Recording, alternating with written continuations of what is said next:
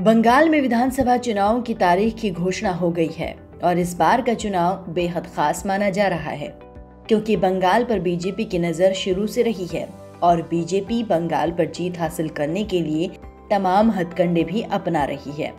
लेकिन टीएमसी, जो कि लंबे समय से बंगाल की सत्ता संभाल रही है, वो बीजेपी को बराबर की टक्कर देने के लिए पूरी जुगत में लगी है।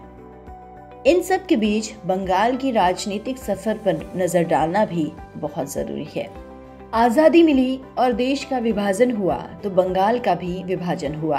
पश्चिम बंगाल का हिस्सा भारत में रह गया और पूर्वी बंगाल का हिस्सा पाकिस्तान में चला गया और बाद में पूर्वी पाकिस्तान कहलाया।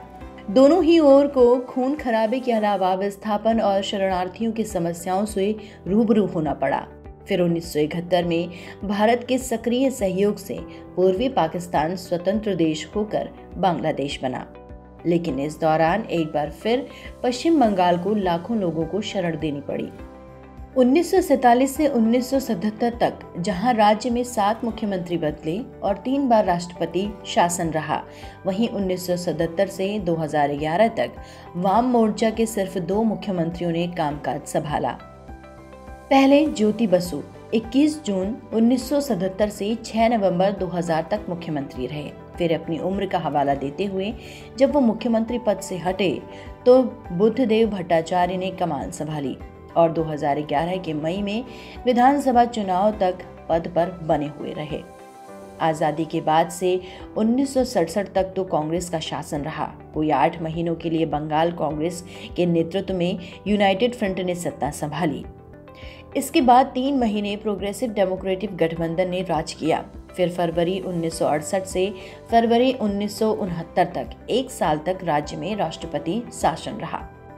1947 से 1977 का दौर बंगाल की राजनीति के लिए बेहद उतार चढ़ाव वाला रहा और बंगाल की राजनीति में स्थिरता आई 1977 के बाद।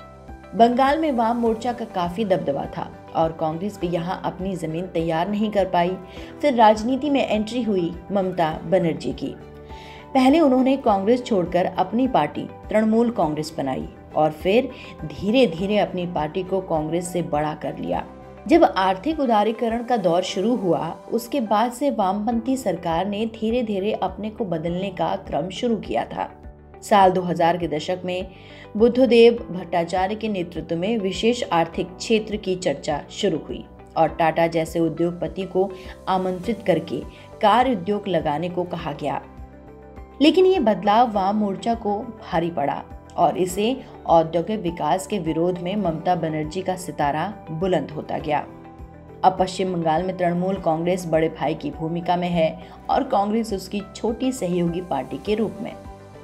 ममता केंद्र में 2 बार रेल मंत्री रह चुकी हैं। उन्हें देश की पहली महिला रेल मंत्री बनने का गौरव प्राप्त है।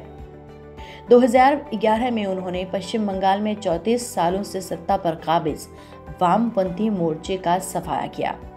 पश्चिम बंगाल विधानसभा चुनावों की तारीखों का ऐलान हो गया है। चुनाव आयोग ने अपनी एक प्रेस वार्ता में तारीखों की घोषणा करते हुए प्रदेश में 8 चरणों में विधानसभा चुनाव कराने की जानकारी दी है। निर्वाचन आयोग के अनुसार पश्चिम बंगाल में 8 चरणों में मतदान होगा। पश्चिम बंगाल में विधानसभा की 294 सीटें हैं, जिसमें से ममता बनर्जी के नेतृत्व वाली सत्तारूढ़ तृणमूल कांग्रेस यानी टीएमसी के पास 211 विधायक हैं।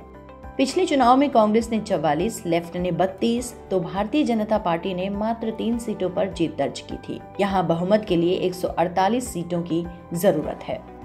पश्चिम बंगाल में इन दिनों शायद ही कोई दिन होता है जब बीजेपी की कोई चुनावी रैली या सभा नहीं होती। पार्टी अध्यक्ष से लेकर तमाम बड़े नेता लगातार पश्चिम बंगाल में गए और चुनावी सभाएं की। इसके बाद प्रधानमंत्री मोदी 23 जनवरी को नेताजी की 125वीं जयंती पर कोलकाता पहुंचे थे। वर्तमान समय में भी बीजेपी की ओर से लगातार चुनावी रैलियां जारी हैं। वहीं टीएमसी के नेताओं ने पाला भी बदला है। ऐसे में कहा जाए कि पश्चिम बंगाल में पिछले 10 सालों से सत्ता में काबिज ममता बनर्जी की तृणमूल कांग्रेस खतरे में है। बहरहाल देखना होगा कि इस बार चुनाव में जीत का ताज किसके सिर सजता है।